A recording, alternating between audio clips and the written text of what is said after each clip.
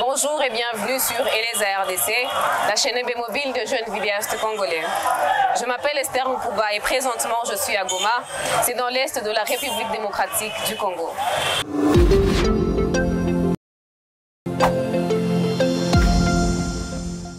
De par ses effets néfastes, les changements climatiques menacent sérieusement nos vies et exigent que des solutions locales soient entreprises pour en atténuer les effets.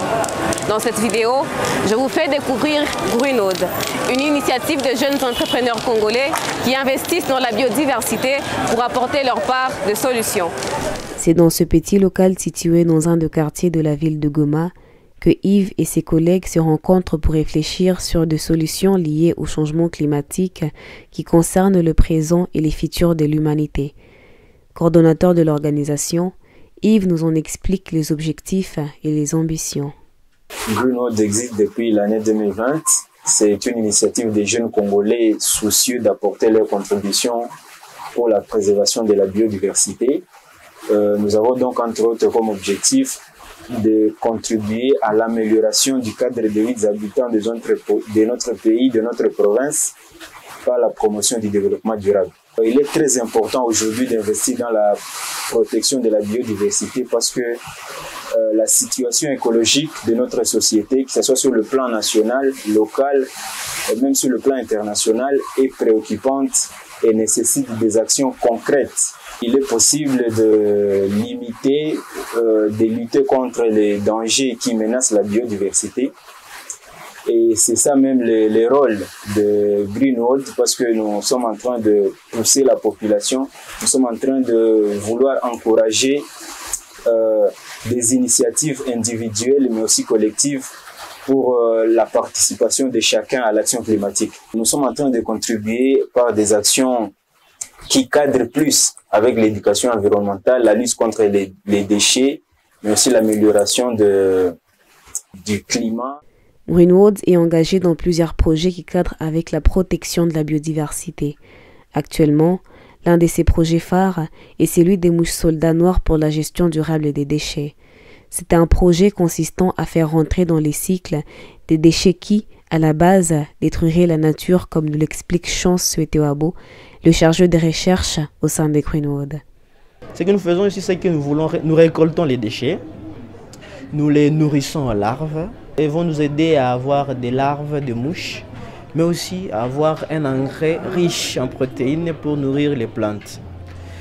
Donc nous utilisons une technologie plus remarquable et surtout unique en son genre, la technologie des insectes avec l'utilisation de la mouche soldat noire.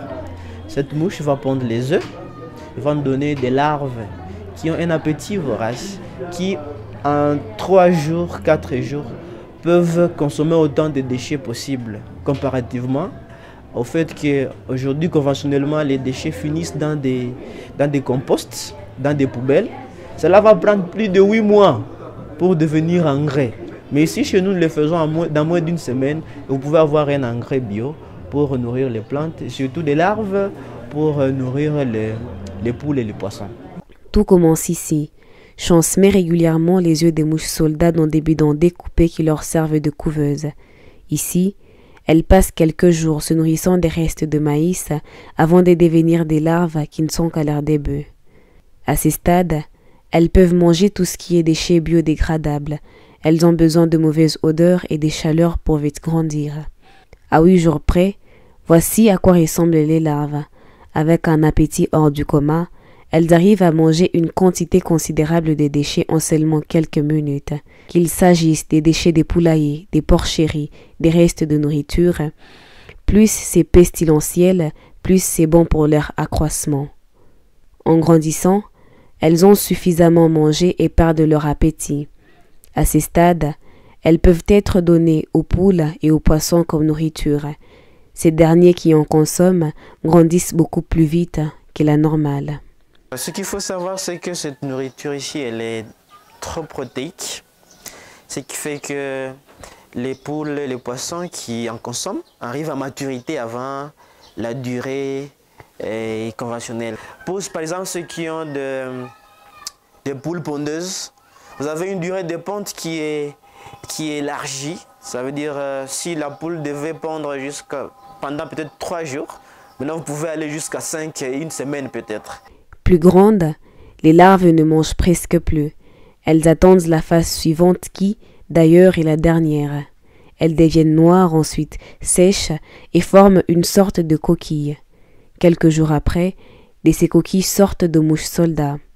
Elles sont alors mises en cage pour pondre les œufs et meurent peu après ayant accompli un grand travail. Tout ce qui reste des déchets qu'ont mangé les larves, c'est un sable riche utilisé comme engrais pour nourrir les plantes. Abigail, chef du département entrepreneuriat et protection de l'environnement chez Grunwald, nous lance un appel. Je fais appel à toute la société, en particulier les jeunes comme moi, de s'imprégner dans la lutte contre la dégradation de l'environnement et en préservant celui-ci.